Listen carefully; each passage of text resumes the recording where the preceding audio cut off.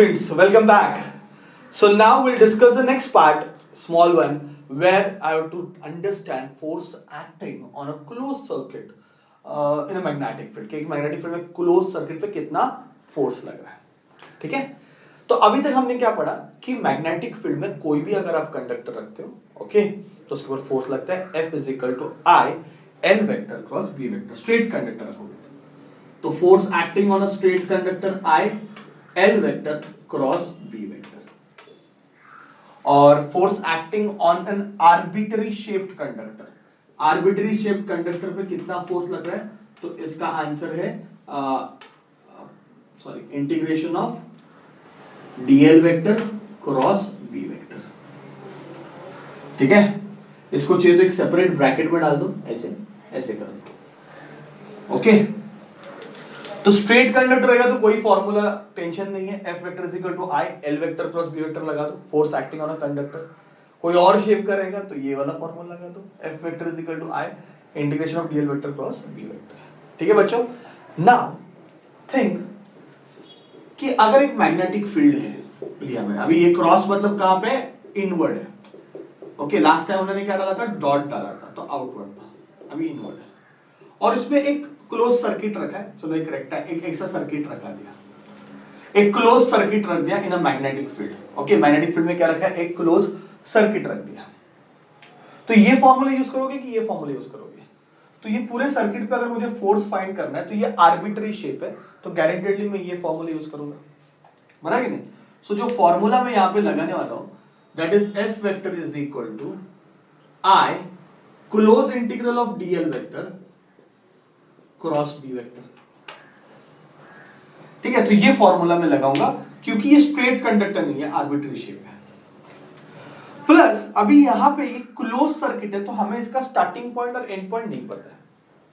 देखो इंटीग्रेशन के हमने टाइप देखे, ये इनडेफिनाइट इंटीग्रेशन है, ऐसे ऊपर नीचे लिमिट लेके रहते हैं तो वो डेफिनाइट इंटीग्रेशन होता है. तो ये इनडेफिनाइट इंटीग्रेशन है और ये डेफिनाइट इंटीग्रेशन है.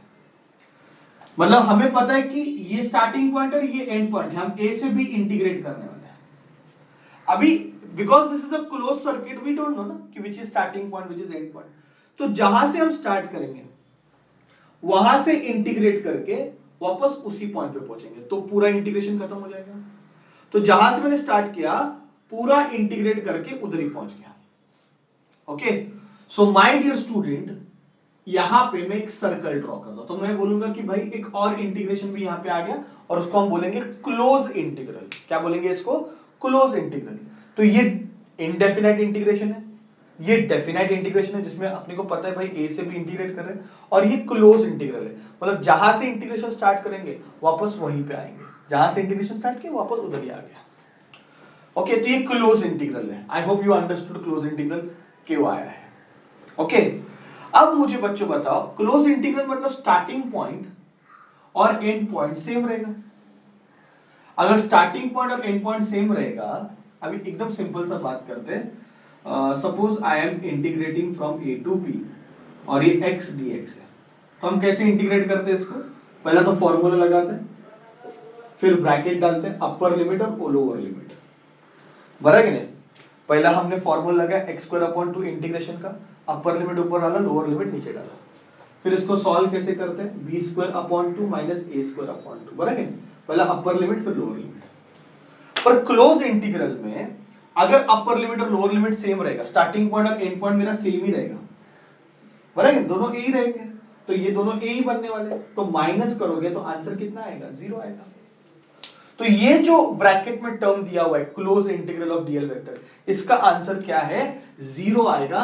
क्यों 0 आएगा? अगर यूनिफॉर्म फील्ड रहेगा तो ही, क्योंकि स्टार्टिंग पॉइंट और एंड पॉइंट उसका क्या है? सेम है. हाँ, और बी भी यूनिफॉर्म होना चाहिए, कंपल्सरी मैग्नेटिक फील्ड यूनिफॉर्म होना चाहिए. तो मुझे बताओ फोर्स कितना लगेगा, मैग्नेटिक फोर्स कितना लगने वाला है? आंसर इज 0 लगेगा, क्योंकि मैग्नेटिक फोर्स का फॉर्मूला है.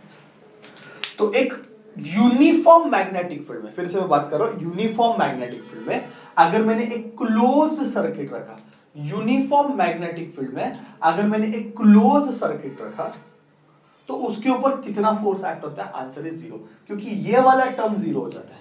और ये वाला टर्म क्यों 0 हो जाएगा? क्योंकि जहां से इंटीग्रेशन स्टार्ट किया वापस घूम के उधर ही आया, और ऊपर से पूरा फील्ड यूनिफॉर्म है, तो कुछ वेरिएशन ही नहीं है। हाँ, अगर ये बी चेंज होता तो बात अलग था, फिर जीरो आंसर नहीं आता, पर बी हर टाइम क्या है, सेम है, और आपने जहां से स्टार्ट किया वापस उधर ही खत्म कर दे, तो माइनस करोगे तो आंसर कितना आने वाला है, जीरो आने वाला है। So this is what you have to understand when you keep a close circuit को मैग्नेटिक फील्ड में रखा, यूनिफॉर्म मैग्नेटिक फील्ड में, तो उसके ऊपर कितना फोर्स लगता है, जीरो। ठीक है, तो ये मेरा अभी तीसरा पॉइंट हो गया, फोर्स कितना लगता है, जीरो। नेक्स्ट लेक्चर में हम थोड़ा इसका ब्रीफिंग करेंगे, तीनों फॉर्मूला को थोड़ा अच्छे से समझ लेते हैं, और फिर चाहिए तो उसके न्यूमेरिकल्स। अभी तो हमने सिर्फ डेरिवेशंस देखे, फिर थोड़ा इसको एनालाइज करते हैं, अरे क्या हो रहा है, क्या हो रहा है, क्या हो रहा है। फिर मुझे लग रहा है कि इसमें सॉल्विंग पार्ट इजी हो जाएगा, न्यूमेरिकल सॉल्व करने का पार्ट इजी हो जाएगा। ठीक है बच्चों, तो ये सारी चीजें नोट डाउन करो and please start preparing. Okay, thank you very much.